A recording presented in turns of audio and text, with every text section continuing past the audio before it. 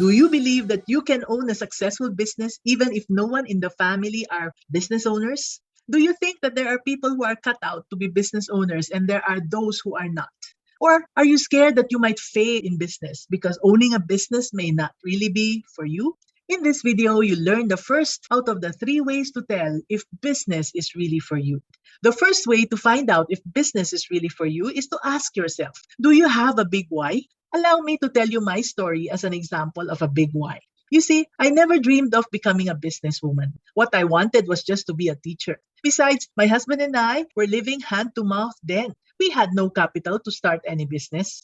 I was also shy and I had no idea how to sell to people. But at that point in my life, I knew that if I did not do something, my baby would go hungry in a few months. So I was able to bring out the courage I did not have.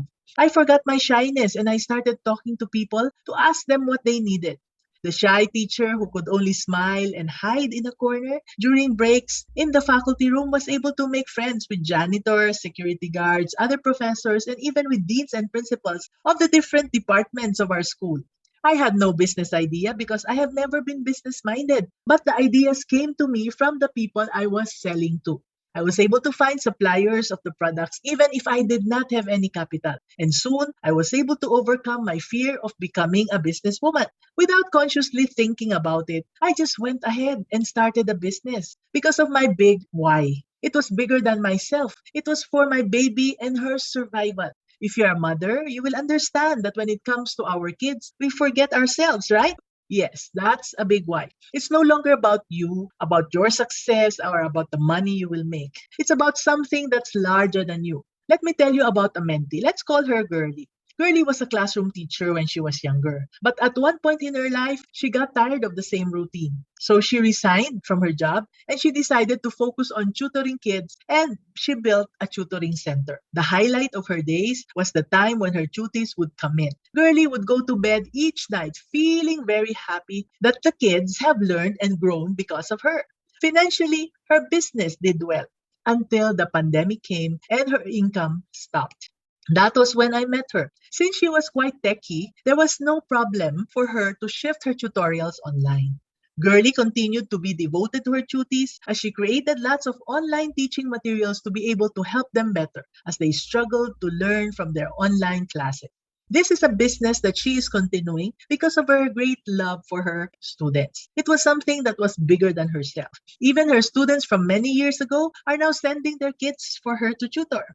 As I mentored Girlie, I led her to discover something even better and bigger than herself. She saw her knack of improving the confidence of grade 2 to grade 3 learners. What she could do well is to get these kids into the high schools that they are aspiring for. And this was because, in addition to helping the students in academics, she was able to build the confidence of kids, especially those who are 8 to 9 years old.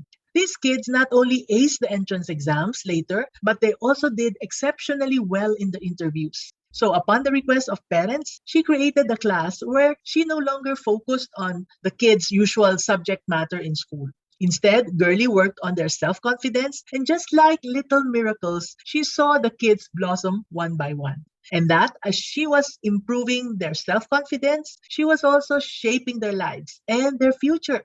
And as she gets inquiries from strangers as well as referrals, she is getting more and more inspired day by day. So for Girlie now, building her business online to touch the lives of thousands of Filipino kids aged 8 to 9 is something that gets her up every morning. It's definitely a lot bigger than herself. It's a legacy that she will build by also training others to help more kids in the future.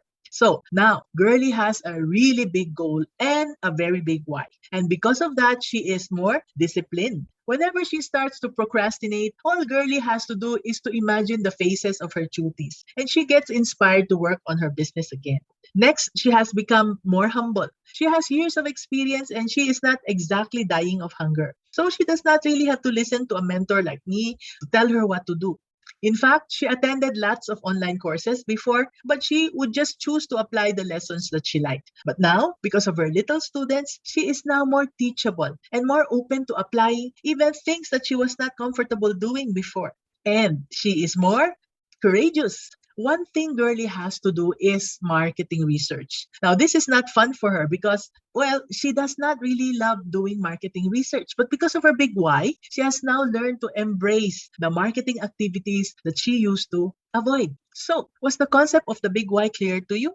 Now, how about you? Why do you really want to start a business? What is your big why? What is it that will make you more disciplined, more humble, and more courageous? This is Mommy N, your Mommy Negosyo, saying, be business minded.